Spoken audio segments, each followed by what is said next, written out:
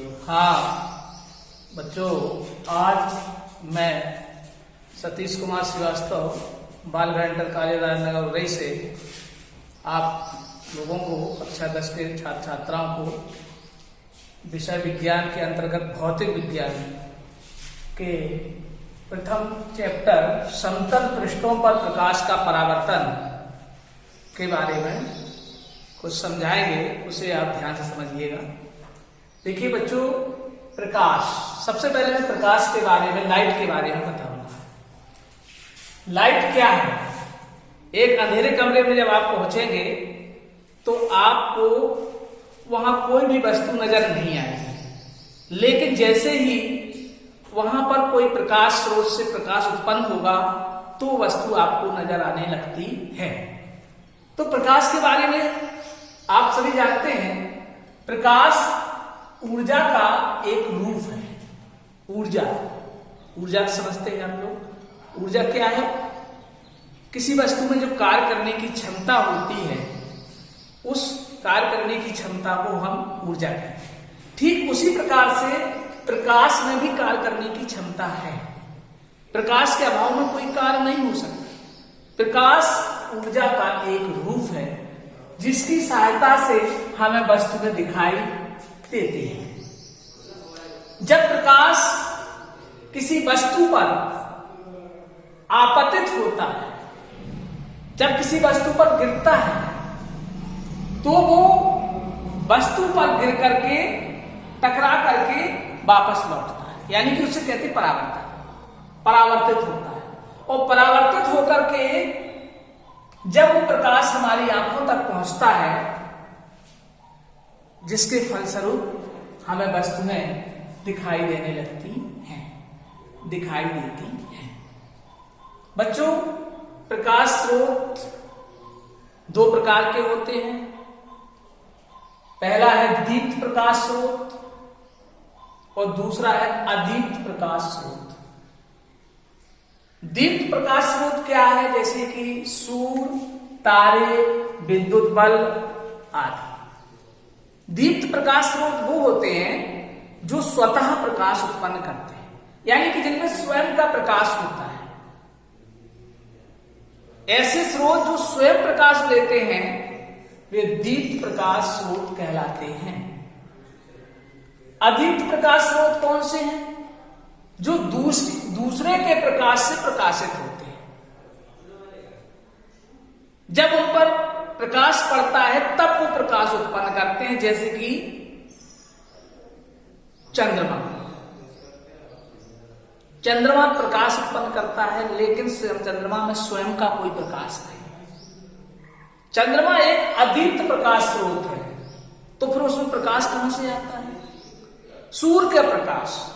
सूर्य दीप्त प्रकाश स्रोत है। जब सूर्य का प्रकाश चंद्रमा पर पड़ता है तो वो चंद्रमा पर पड़ने के बाद वो टकरा करके वापस जब लौटता है तो वो चंद्रमा हमें चमकता हुआ दिखाई देता है, यानी कि सूर्य के प्रकाश से वो चमकता है। इसी प्रकार से कांच पर जब प्रकाश पड़ता है तो कांच चमकने लगता है, तो ऐसा लगता है कांच स्वयं प्रकाश देता है, लेकिन नहीं। कांच, चंद्रमा अदीप्त प्रकाश स्रोत है। बच्चों, अब मैं प्रकाश के गुणों के बारे में समझाऊंगा। प्रकाश के जो गुण हैं, प्रकाश स्वयं तो अदृश्य है, परंतु इसकी उपस्थिति में हमें वस्तुएं दिखाई देती हैं। स्वयं अदृश्य है। प्रकाश के अभाव में हमें वस्तुएं नहीं दिखाई देती हैं। जब प्रकाश उपस्थित होता है तभी वस्तुएं हमें दिखाई देती हैं। ये एक प्रकाश का गुण है। दूसरा, प्रकाश सरल रेखा में गति करता है। कैसे? इसके बारे में एग्जाम्पल ले सकते हैं कि 3 दफ्ती के टुकड़े लीजिए, समान ऊंचाई पर उनमें छिद्र करें, तीनों को एक समतल जगह रखें और एक मोमबत्ती जलाएं, और तीसरी दफ्ती से जब देखें तो वो मोमबत्ती का प्रकाश हमें दिखाई देता है। एक सीध में छिद्र होने चाहिए। अगर उनमें से कोई बीच की दफ्ती को या कोई भी दफ्ती को डिस्टर्ब करते हैं, इधर उधर कर रहे हैं, तो वो प्रकाश हमें दिखाई नहीं देता है। इससे सिद्ध ये होता है कि प्रकाश एक सरल रेखा में, सीधी रेखा में गमन करता है, चलता है। इसके बाद चमकदार पृष्ठों से प्रकाश परावर्तित हो जाता है।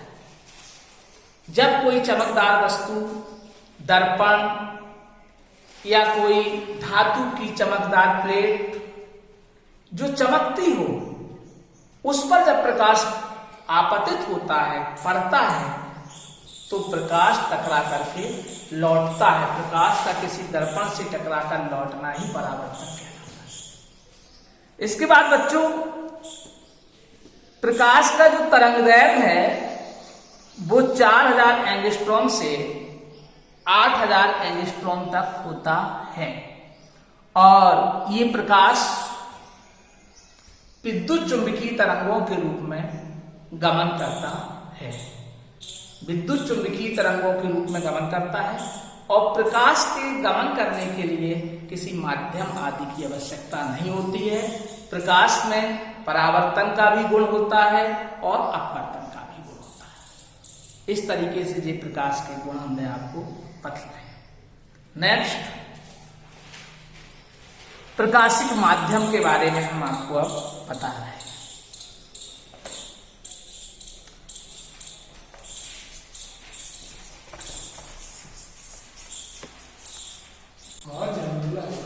चलो करो बच्चों, प्रकाशिक माध्यम के बारे में अब आपको हम बताएंगे। जिन माध्यमों से होकर प्रकाश गुजरता है वे माध्यम प्रकाशिक माध्यम कहलाते हैं। ये 3 वर्गों में विभाजित किया जाता है इनको। 3 वर्ग इसमें कौन कौन से हैं? पारदर्शक माध्यम, पारभाषक माध्यम और अपारदर्शक माध्यम। पारदर्शक माध्यम क्या है? जिसमें प्रकाश का अधिकांश भाग गुजर जाता है। जिन माध्यमों में प्रकाश का अधिकांश भाग गुजर जाता है, एक ओर से दूसरी ओर निकल जाता है, जैसे वायु, कांच आदि, ये पारदर्शक कहलाते हैं। जिसमें प्रकाश का अधिकांश भाग गुजर जाए वो पारदर्शक होते हैं। वायु है, जैसे वायु जब सूर्य का प्रकाश ऊपर से चलता है तो बीच में वायुमंडल भी है, निर्वात भी है।